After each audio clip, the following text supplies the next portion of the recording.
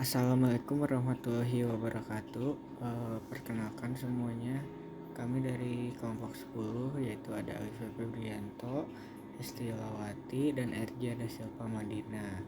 Untuk pertemuan kali ini kita akan membahas tentang kepemimpinan. Oke, kita langsung saja ke materinya. Nah, apa itu kepemimpinan? Kepemimpinan merupakan proses memengaruhi sebuah tim dalam upaya pencapaian suatu tujuan organisasional yang dipimpin oleh namanya pemimpin. Perlu diketahui ya, pemimpin dan manajer itu tidak sama. Mengapa tidak sama? Kita lihat di slide selanjutnya. Nah, kenapa bisa dikatakan berbeda antara manajer dan pemimpin? Nah, untuk tugas manajer sendiri yaitu ditunjuk posisinya. Yang kedua, didasarkan kepada wewenang dan tidak memerlukan sifat pemimpin. Yang pemimpin yaitu ditunjuk atau muncul di kelompok kerja secara musyawarah. Yang kedua, dapat mempengaruhi orang lain. Dan yang ketiga, perlu digarisbawahi bahwa tidak semua pemimpin dapat menjadi manajer. Itulah perbedaannya. Untuk teori kepemimpinan awal tersendiri yaitu terbagi menjadi dua, yaitu ada teori kepemimpinan, karakter, dan interaksi. Teori kepemimpinan karakteristik yaitu tentang karakteristik yang membedakan pemimpin dan bukan pemimpin. Teori ini berkembang pada tahun 1920 sampai 1930-an. Untuk ada 7 ciri yang mencirikan, yaitu yang pertama mengarahkan, yang kedua kehendak pemimpin, yang ketiga jujur dan integritas, yang keempat kepercayaan diri, yang kelima kecerdasan, yang keenam pengetahuan tentang pekerjaan, dan yang ketujuh ekstraversi.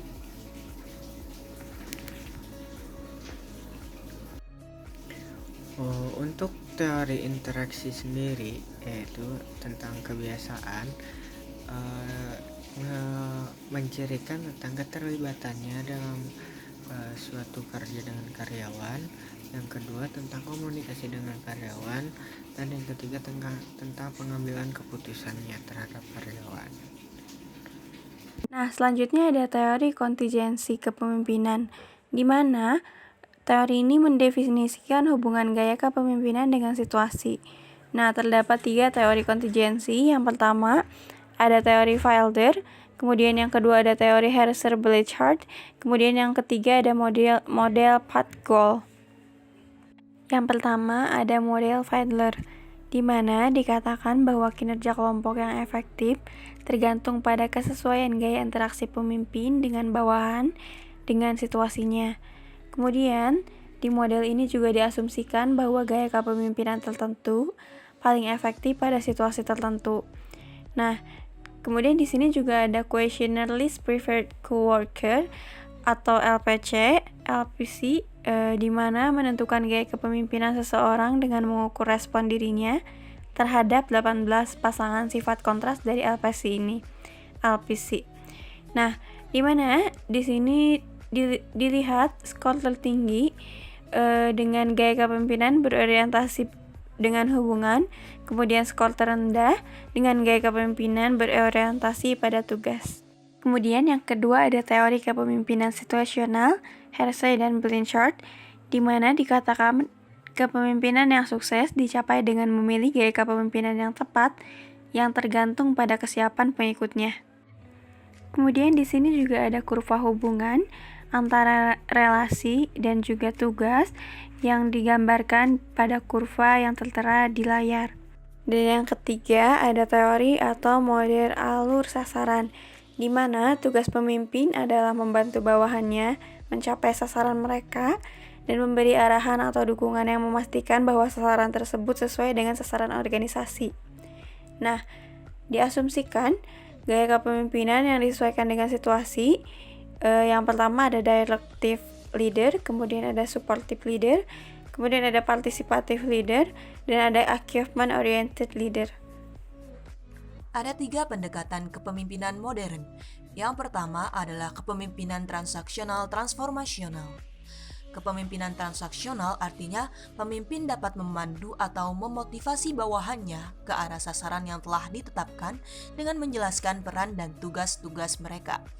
Sedangkan kepemimpinan transformasional adalah pemimpin yang mampu menginspirasi bawahannya untuk mencapai extraordinary outcome. Yang kedua adalah kepemimpinan harismatik visioner. Kepemimpinan harismatik yakni pemimpin yang memiliki antusias dan kepercayaan diri tentang kepribadian dan tindakannya yang mampu mempengaruhi orang lain untuk berperilaku pada cara tertentu. Sedangkan kepemimpinan secara visioner adalah pemimpin yang menciptakan dan mengartikulasikan visi masa depan yang menarik, realistis, dan kredibel, serta mampu memperbaiki situasi yang ada pada saat ini. Yang ketiga adalah kepemimpinan tim, yakni pemimpin yang mampu membina, memfasilitasi, menangani masalah, mereview kinerja tim dan individu, melatih, berkomunikasi, serta mengelola batasan eksternal dalam tim.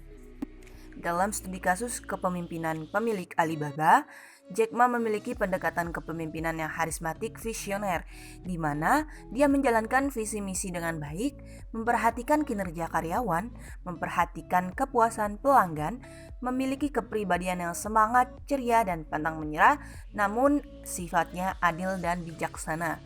Hal ini dibuktikan dengan testimoni Alibaba di mata karyawan dan bagaimana standar yang sangat tinggi dari para karyawan itu sendiri.